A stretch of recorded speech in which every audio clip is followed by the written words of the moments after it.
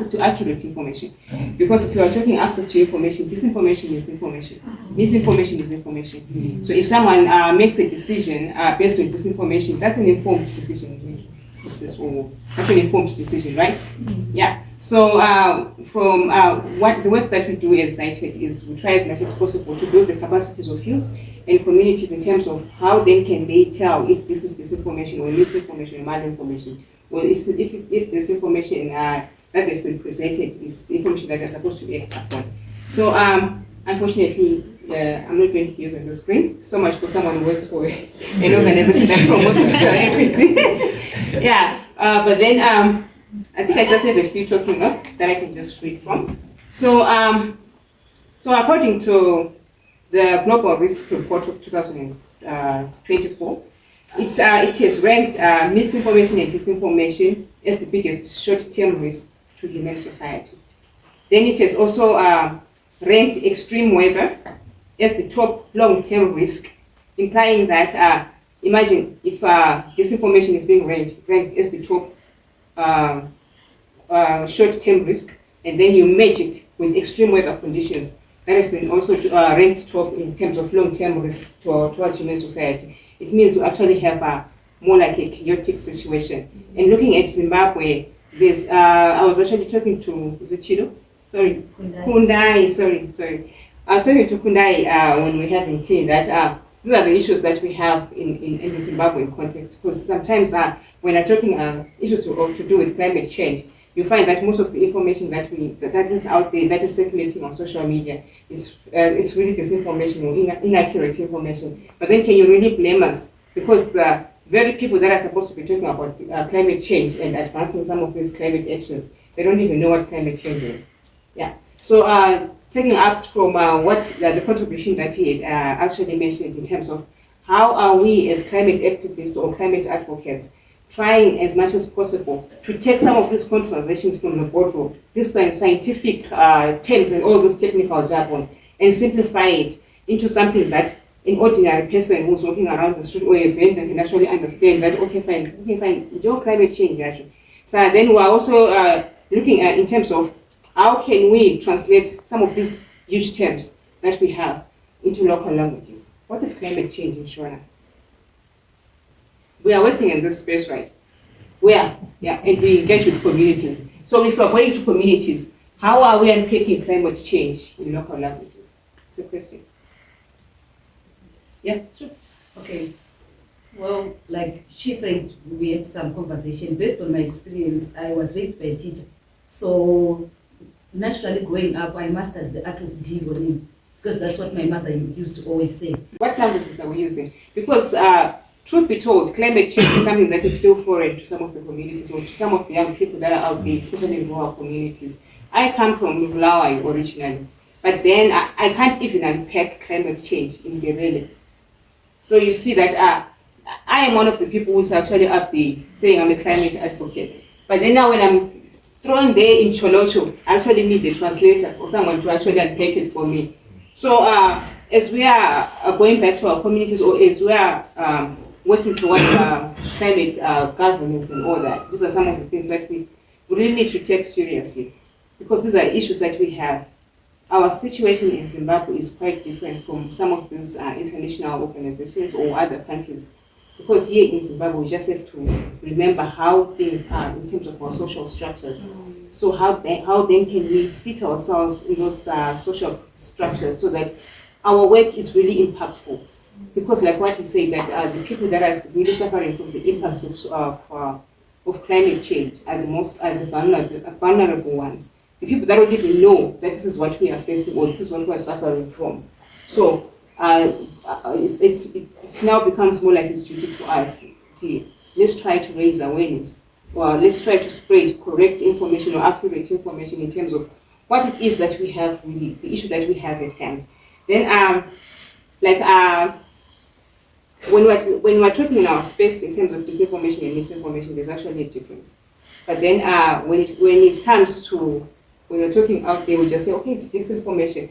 But then I would like you to actually understand in terms of what is climate disinformation and what is climate misinformation. So if we're talking about misinformation, these are more like this is actually incorrect information, but then it's not deliberate. It's not intentional. It actually thrives on ignorance. I don't know what.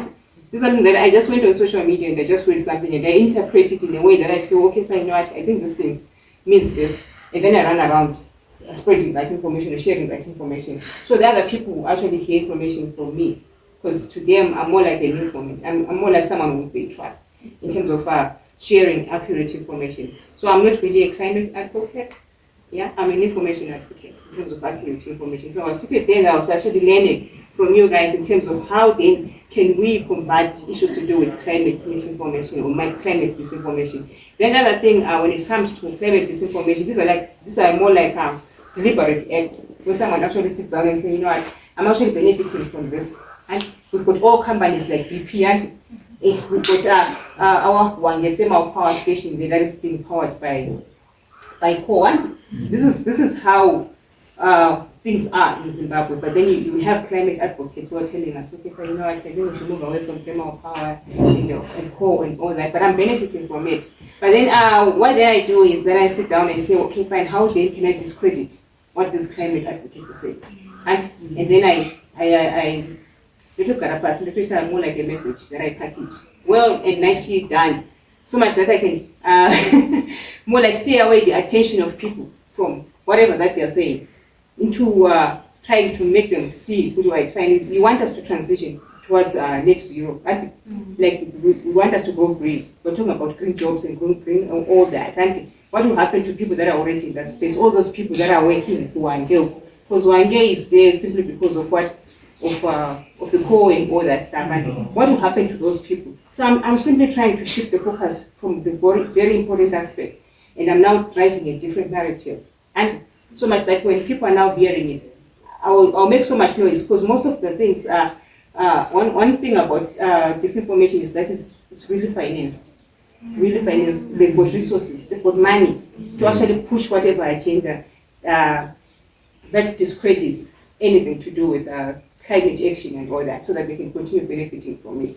So, like I said, that in Zimbabwe, due to low levels of awareness, you see that we now have more misinformation about climate change, or disinformation about climate change that is circulating in our spaces, especially in social media.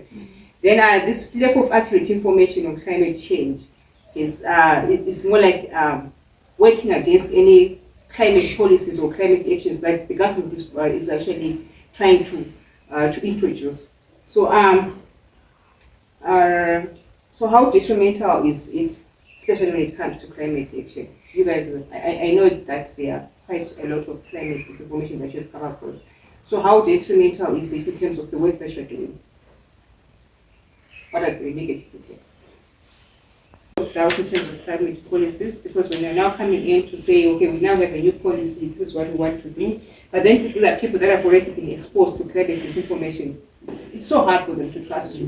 Yeah, because you're saying, okay, fine, now you're coming with your genetically modified seeds and all that stuff, but then they're still failing. So how can we really trust the government or the policies? Then there's an issue of confusion, redirection of responsibility. I really like the exercise that we did in the morning of more like going back to individuals. How am I as an individual contributing towards carbon emissions and all that stuff? But then now the bigger picture is that there are actually companies out there that are doing more harm.